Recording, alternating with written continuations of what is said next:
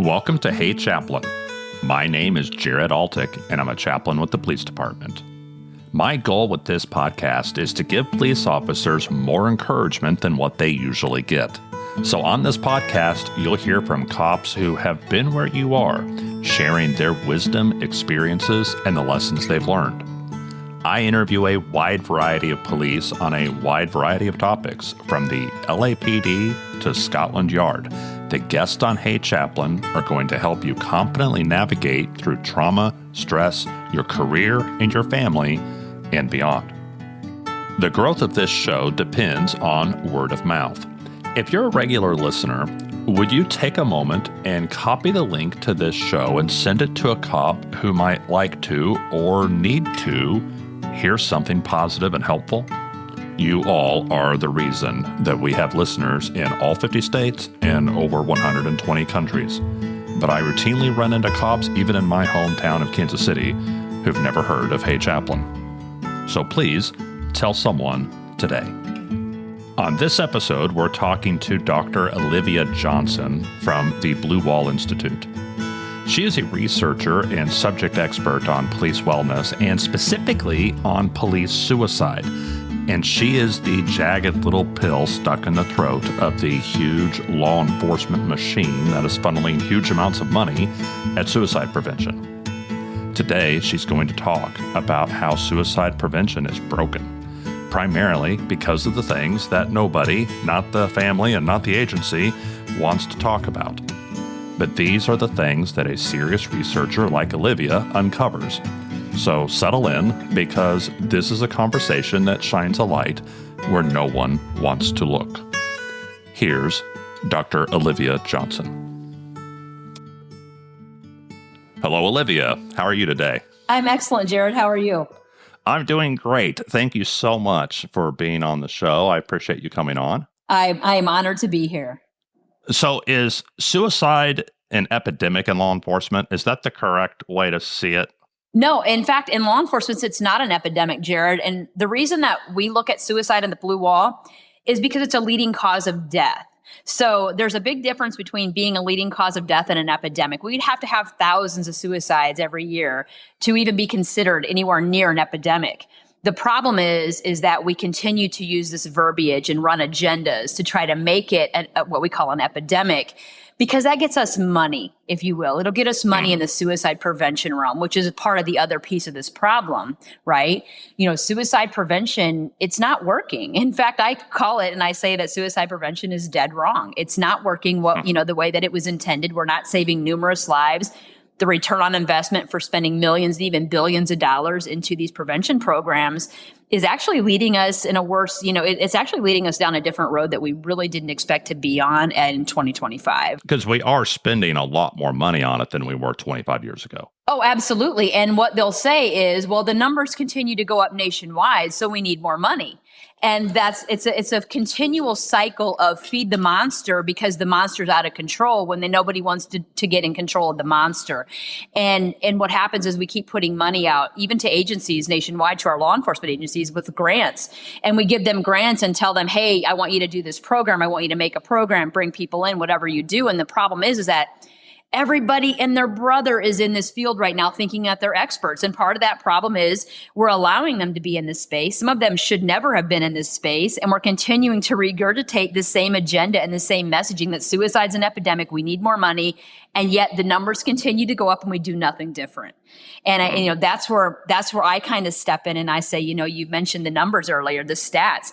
There's a couple places that were throwing stats out, like there was no tomorrow. And it's like you look at them and you go, number one, I can't validate or verify any of that information with a black male from Texas, right? That gives me nothing.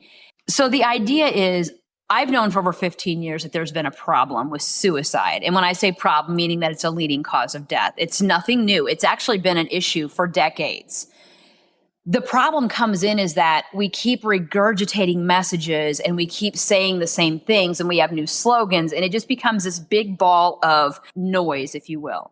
It does nothing more than contribute to the fact that we think we're doing something to reduce numbers. Can you give me an example of a statement about police suicide that doesn't actually help us? Oh, I'll give you one that it's just a suicide in general, but it's used in law enforcement quite a bit, is smash the stigma, or it's okay not to be okay. Those two sayings, though I think they had good intentions at one point, do absolutely nothing to help us. I mean, what do you walk up to somebody in crisis and go, man, it's okay not to be okay. And then you walk away from the situation and nothing else is done. Because Jared, the situation, when we talk about people in crisis, the suicide really isn't the issue here. And that's what we're missing. You know, one day we're born, one day we'll die. Suicide may be the reason that we die, but what happens in between those two pieces is really where the problems lie. It's the stuff that came out of our research, right? So we don't just throw around numbers. And I don't find the need to throw out a number because I know there's a problem. And what I did is I went and I started looking deeper and I said, what is the problem that we have and why are we not looking deeper at it? So I started digging up autopsies, toxicology reports, police reports. I go back a minimum of a year on social media when someone has died by suicide within the law enforcement or corrections realm. And I find anything I can find on their social media, any cases they may have had pending for use of force, any litigation, whatever I can find. I also get agencies sometimes to come forward, families and coworkers to give me interviews, and we conduct a full psychological autopsy on every case that we have. What is a psychological autopsy? So the psychological autopsy is finding out the why behind what happened to them. What were their last years, weeks, months, what did those look like up to the moment that they died by suicide? How were their relationships? Did they have, adverse events in their life? Did they have a lot of red flags and risk factors that put them at additional risk? And that's where this problem starts to come out. So, Jared, there was a time when I would go around speaking and I would say, it's all the job, it's PTSD, it's just the same stuff that everybody else was saying. I was saying it in a different way and everybody loved me, right? It's like, yeah, the job, it's horrible. We're traumatized every day. We're seeing all this bad stuff every single day. And the more I sat with that, I said, no, you're not. Like nationwide, you may see a lot of things, but you're not seeing babies getting killed every day. You're not doing all these bad, traumatic things every single day of your career. We wouldn't last as long as we did now if we were. So that message kept kind of coming back going, it's not just the job. It's not PTSD. It's not just that. What is it? And when I started looking at that data that I was pulling from all of these places, I started realizing there were correlations and commonalities in the data that put people at additional risk for not only suicidal behavior, but other risk factors like risk-taking behavior, which it's difficult to see in law enforcement because we're expected to take risk. So we kind of cover up that stuff and we cover up the bad behavior that comes with it. And that's where my turning point was. I realized that telling people what they wanted to hear was not saving lives. Telling people what they need to hear that's where the turning point comes, but people don't want to hear that sometimes. So there's a lot of pushback and there's a lot of people that don't want to address what's really happening here. And what's happening here, I open Pandora's box is what's happening. I came into a point where I started realizing we were struggling at home with our personal lives, with our relationships, substance use and addiction issues. We were making poor choices. And then when things, got out of hand and, someone noticed it or we got in trouble, then it's like, hey, I've got a lot of job stress. And it's like, no, we can't keep going down this road, blaming all of our poor choices and our decisions on job stress when we know ahead of time what we're doing. So who are you to do this research and buck the conventional wisdom? Yeah, well, I'm former law enforcement and former military, and I currently work as a suicidology researcher, specifically in the area of law enforcement suicide, and have for over 15 years. So you have worn the uniform. So yeah, Jared, so I am former military Air Force veteran. I worked actually out at Scott Air Force Base, which is pretty much where I'm at right now. I've worked out there for 2 enlistments, which was amazing. I was a young mother, married, and I realized that towards the end of my second enlistment, I was actually getting ready to go to Korea for a year. And I said, nope, can't do that. So I ended up getting out after my second enlistment. I did quite a few different things in between there. Student teacher, I did bail bonds, PI work, but I actually landed in law enforcement. And I really loved the work. I loved the work that, it was a small town. I was the first female ever hired. I had great backing from the people that I work with in the county and the state out in that area. But I really loved working with people and really helping people. I've always felt like a servant. So for me, leaving the military, going into something like law enforcement, I felt was a really good transition. And it really helped bring out the things that I felt I was really good at, which was really trying to find, people that were having issues and being able to help resolve those issues before they became bigger problems. And who would have known that that's kind of what I'm still doing today? While working in law enforcement, we had a case of an accident, and it was one of those that really stuck with you. I think it was a young man. He had just left the college. We don't know if speed played a real big factor, but he wasn't obviously paying attention, and he went off and he caught the gravel on the side of the road and it flipped his car. And I mean, it went out of the field quite a ways. Because he was a bigger guy, the seatbelt didn't hold him like it should have. So it actually, the side of the car caught his head and he was hanging in the car and impaled his head. I think that one stuck with me for a couple reasons. Number one, because he's young, and because, we just don't expect those things to happen to young people. But it was more, for me, the incident was a little more memorable because of the way that the first responder I worked with handled it. My chief, when he showed up on scene with no regard for anyone around him, he made the comment, "I bet he won't do that again." And I thought, oh my God, you are an idiot. And the folks of this young man had walked up to the scene. So for me, it was like this devastation. Like I had a son his age, it's just one of those like moments where I remember it very, very well. It didn't need to happen. Of course, I understand that the reasons that they do happen, but the trauma wasn't necessarily the accident. It was how it was handled by other professionals that should have made a difference, that actually made it worse, because they didn't know how to respond on scene.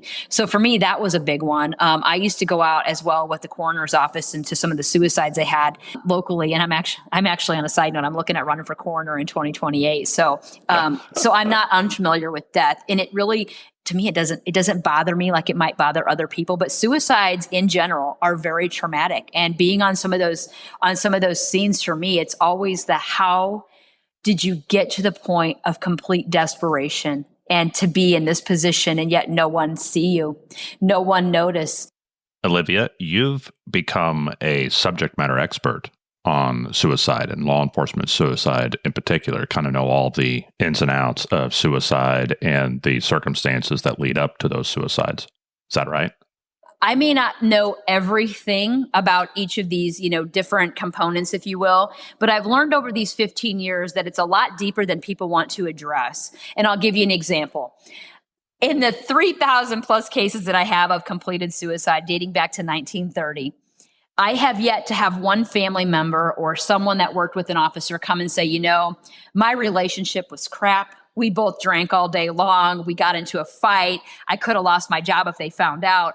I wasn't taking care of my responsibilities as a parent. Not one time have I ever had a story like that. It's always my hero, my hero, my hero. They were the best thing in the world. Nobody saw it coming. And I say, no, stop the presses, folks, because that's simply not true. That's propaganda. Absolutely. And it keeps the idea that you're not responsible to see anything, nor are you responsible for your own personal choices.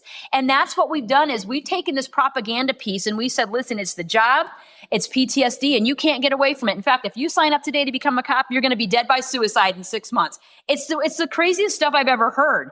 And the truth is, when you take that personal responsibility of choices and decisions away from our officers, you're telling them they have no other outlet here, that they're going to die by suicide or they're going to die from cardiac issues or whatever. And it's like, no, you are responsible for the choices and decisions you make. Just as if you make a decision on the street to do something, you might be held criminally liable for that decision that you make. So it is the same thing that applies to your life. So stop taking this responsibility away from them, this point that they can change in their life, and telling them they have no control over it, because they do. Okay, so it's not just the sheer volume of critical incidents, because that stat gets thrown out a lot, that the average person only has a few critical incidences in their life, and the police officer has hundreds and hundreds and hundreds. And that seems to be generally true, but what you're saying that it's not the only factor. Oh, it's not even close to being the only factor. And here's the thing, Jared, I see that stat getting thrown out a lot with sometimes these numbers are outrageous. And I'm like, where did you get that? Cite something for me. And nothing ever comes. It's just like magically pulled out of the air. Over a career, you may see a lot of traumatic incidents, but what's traumatic to me may not be traumatic to you. So just because it seems like a traumatic event doesn't mean that it is. And people are calling you on the phone, 911. You respond. Who do you think else is having traumatic incidents? They are. The civilians are having these traumatic incidents. And you don't know what they've gone through. You don't know what kind of issues they're dealing with. So for us to say that you're like the sheep, if you will, and you have never had trauma, you don't know what it is, I say BS. Like, that's simply not true. People are faced with traumatic events all the time. And if they're not trained for those basic events, then a lot of things can seem more traumatic as well. So we need to kind of step back from that and stop playing the fact that we're like somehow these victims of circumstance. And we need to kind of own some of this stuff. We're very resilient. And a lot of us come in with trauma, but we're able to, if we can get ahead of it, which is part of our inoculation stuff that we're implementing, if you can get ahead of some of that trauma, you could be better for it in your career. This isn't going to make you very popular. No, and I'm not here to be popular. And I think one of the things that I actually say is I'm not here to be your friend. I'm here to get you home after the end of your shift. An alcoholic doesn't want to be told they're an alcoholic, right?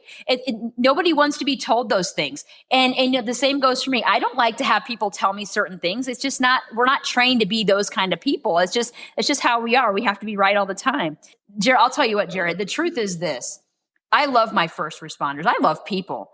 And I find that in the moment, I'm not going to tell you what you want to hear to make you feel better and make me feel better.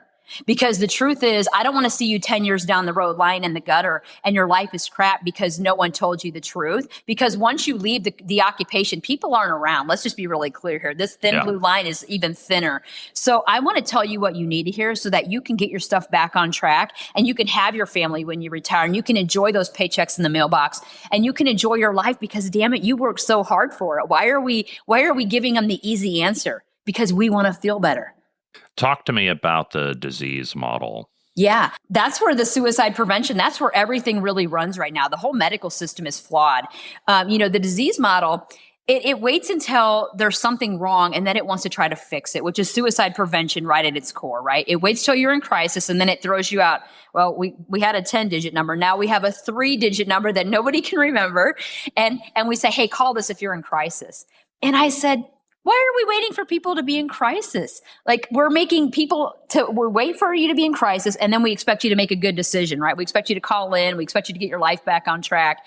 So with that idea, I said, we've got to stop this. We need to understand what keeps people healthy and keep them healthy long term, right? Because what happens in the disease model is you're kind of going along in life and all of a sudden there's these infection points. And we'll call them the infection points because prevention and intervention wait for these little infection points to come into your life. And they don't really do anything necessarily immediately. It's the long-term chronic piece that starts to build up and then it starts to collect, right? So you might have this middle-aged white male, non-Hispanic. He's going along life. Things are great. His bills are paid. He's doing good in life and he's doing good, at home. And all of a sudden he realizes that something's going on in his relationship. And he comes home one day and his significant other says, listen, I've been having an affair. I'm leaving you.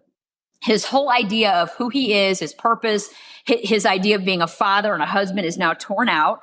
And he starts questioning every other thing in his life, right? His job starts slipping because he's making calls nonstop trying to fix this relationship that's broken. And he's trying to figure out how he can balance his kids and work. And he's not eating right. He's not sleeping right.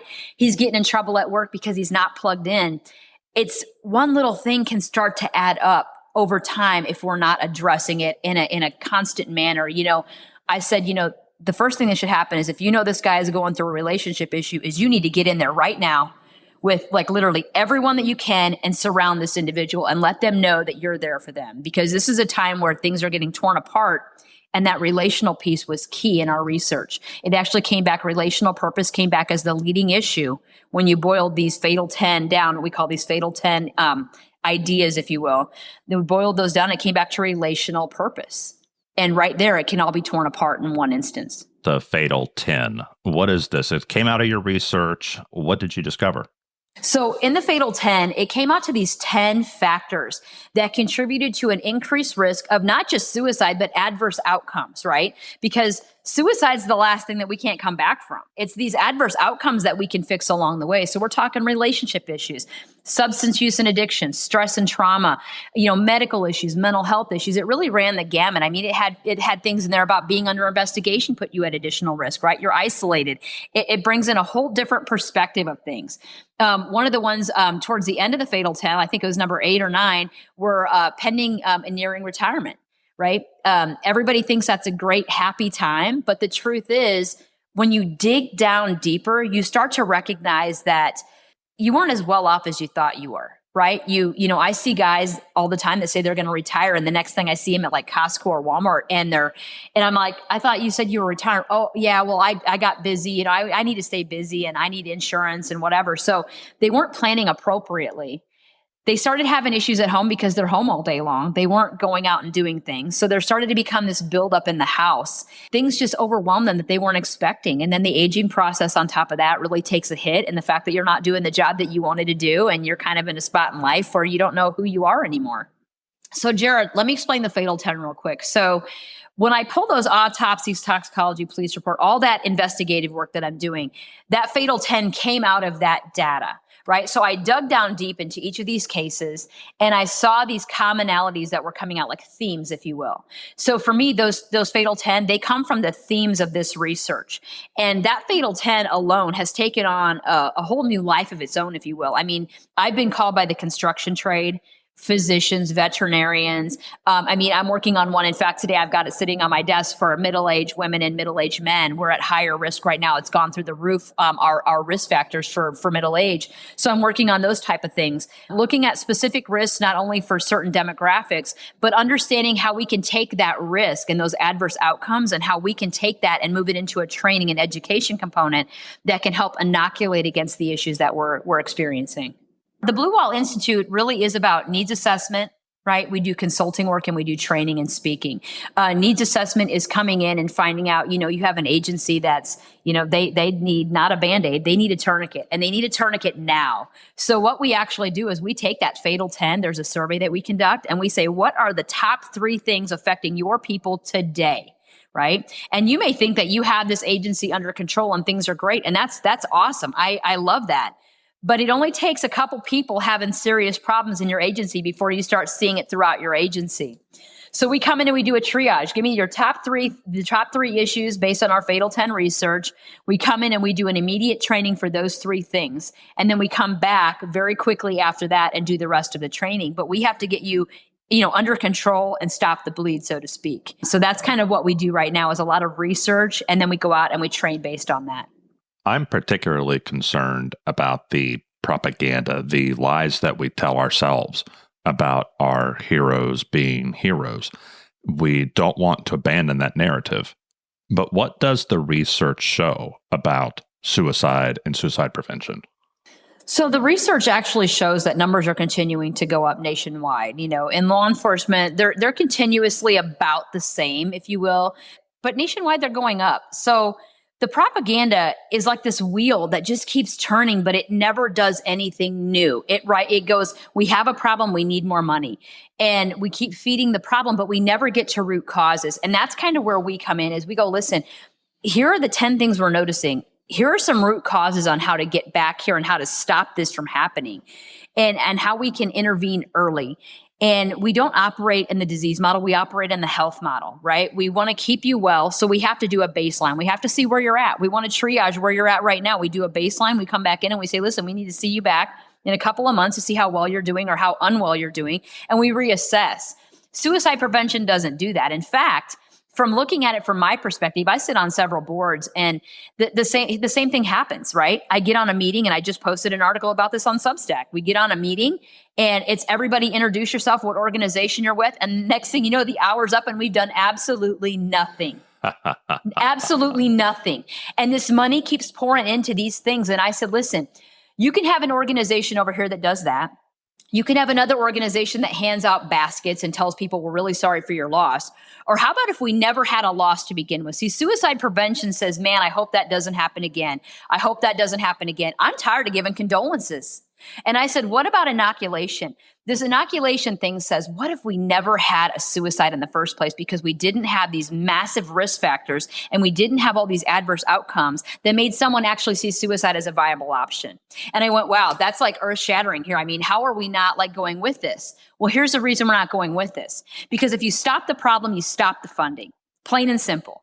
And if you stop the funding, you have people going, where am I going to get this money from? So in essence, at times you kind of wonder whether they keep the propaganda going because it keeps the problem going and it keeps the funding coming in. And that may be a little bit of a stretch, but I have to tell you, from the work that I've done over the last 15 years, I'm starting to see things much clearer. And I also start to understand why people try to shut you down or call you controversial or try to say that you're disrupting things, because they don't want you to disrupt the funding.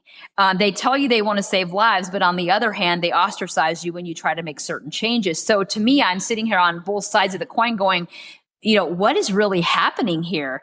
And I take a really hard look. And the good thing is I don't get grant funding. So I don't care what they think. My goal, my job is to save lives. And I'll tell you this, my goal has actually changed. My purpose has actually changed in the last 2 to 3 years, where I realized that saving lives alone was not enough, because I can save you from suicide every day of the week.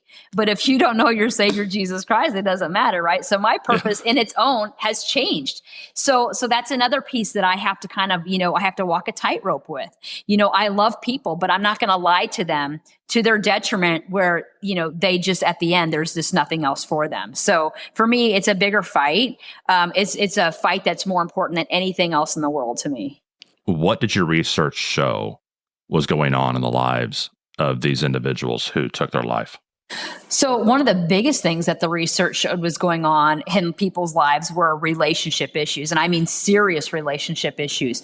I not only, we can blanket statement this and say, well, people were in breakups, they were going through breakups or, divorces or whatever. But that's the symptom that comes out, right? What are the root causes? So I started digging back in there, and we're talking infidelity, domestic violence, drug use. I mean, stalking. I mean, the list goes on. And see, that's the Pandora's box I'm referring to. That's the ugly stuff that nobody wants to talk about, because when you talk about that, they're not, that and heroes doesn't come into the same picture, right? You don't want to speak ill of the dead. Correct. And disparage an officer. Correct. And drag out all the dirty laundry. Correct. But all that dirty laundry may be pertinent to why they ultimately took their life. It's absolutely pertinent. And here's the thing. We have gone so far, even as a former law enforcement officer, we want to separate ourselves from the people that we serve in our community because we're not like them. And the truth is we are like them. We are a mere reflection of them. We are human. We have faults. We do things that are, that we would never think we would do. We make poor choices. We make bad decisions. We do good. It's all of that, right? It's all of that. But nobody wants to pull out this box and say, okay, here's all the stuff that this person dealt with. But what I use that for, and listen, I protect these cases. I know these people. I know their faces. I know their names. I know them very intimately, and I'll never know them fully. But what I know is they're struggling on different levels, and they brought with them traumas and things that they never dealt with that later in their career gets triggered, and they start down a really bad path, and they don't know how to have happy, healthy relationships because, man, maybe they never knew what those look like, right? So maybe you're attracting the wrong person into your life. And it's all of these things. It's stuff that they said that they would never do. They crossed a line and they stole some drugs from a scene and they got addicted. It's these dirty things that no one wants to talk about. And yet, if we can get back to why those things happen, that's how we stop it from happening in the future. And I'm never pulling out a name and saying, oh, it's this person and they did this. It's never like that. It's all broad so that no one could ever know who these people are. But, everybody has a past. Everybody has a story. And we can't keep acting like this is just the job. And see, that's where the propaganda really kills us, is because the job itself, your employer, right? They don't want to have a drug using, wife beaten, whatever, right? They don't want that narrative to come along with it, even though if that may be part of the story. So they'll say, yeah, it was the job. It was PTSD. I'm not going to fight it. Let it go. The family's not going to fight it. They don't want those things coming out either, right? In fact, some of them are actually getting these suicides. Some of these suicides are getting ruled line of duty. So they're getting a ton of money from these suicides. And I got to tell you that a family member, even if they were going to leave the family and they were going to, break up or get a divorce, they're not going to go, no, please don't hand me a huge check, right? No one's going to say that. They're not going to follow through on that narrative. So what happens is the employer becomes okay with it, the families become okay with it, and there's this mutual, joint, whatever you want to call it, agreement that we just don't talk about it and we move on. There's societal, psychological, and even financial incentives to not really look at the problem. Absolutely. And even those people handing out checks aren't looking at the problem. I don't know how deep pockets are, but I'll tell you, when you're getting $500,000 on a suicide death, and listen, I do this because I want to take care of families. But the truth is, when you start paying out on suicides, you're going to have an increased number of suicides because cops are planners.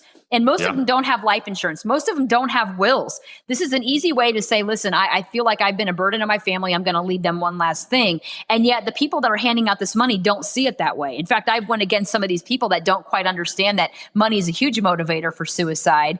And they couldn't link the two up. And I said, how can you not see this? Olivia, thank you so much for being on the show. This isn't necessarily what we want to hear, but it may be what we need to hear. Yeah, Jared, no, I'm honored to be here. I love my first responders, and anything I can do to help reduce their risk, I'm definitely up for. I want to thank Dr. Johnson for being on this show. I got to see her just briefly at the ICPC conference. She was one of the VIPs at the president's reception. I was able to introduce her to a couple people. One of the key takeaways that I want to emphasize, which admittedly this was only just the tip of the iceberg when it comes to Olivia's research, is that we don't want to take away an officer's agency. They have the ability to control the decisions that they make in their lives. And those decisions play a bigger part in their mental health than any other factor.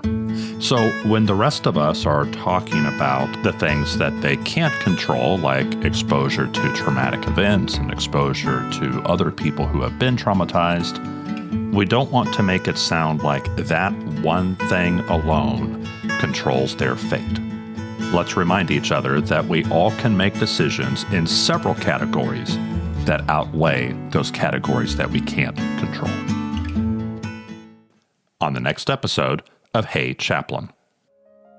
What's the difference? I think that's what I'm interested in, is what's the difference between an officer with the Royal Canadian Mounted Police, with the RCMP, versus the officers you knew in New York? The gun law in Canada. Okay. We have a gun law in Canada that we are not. If I bought a gun before this legislation came down, and I wanted to go to the local gun range, I had to pre-opt where I was going. I had to phone somebody and say, I'm going to go leaving point A. This is the route I'm going to be going to port B. And I cannot deviate from that point. Because you're transporting a weapon. Because exactly. Okay. And then when I come back, they know exactly what time I'm going to be going back to point A. Wow. Where here in the U.S., specialists with officers they were always carrying. Yeah, off duty, everything. Yeah. Yeah, I know officers, if they're wearing pants, they have a gun. Yeah, yeah, exactly. It's just, they always have a gun. Or if they got a really baggy a sweater on or something. Oh yeah, you know they're carrying. Definitely carrying. You know, yeah. maybe two guns. Yeah. I've known officers that have carried three. Yeah. One here, one on their back, and one on their boots. So I just. But when a Canadian officer, when he leaves work for the day, he leaves it in the locker at the office. Yeah.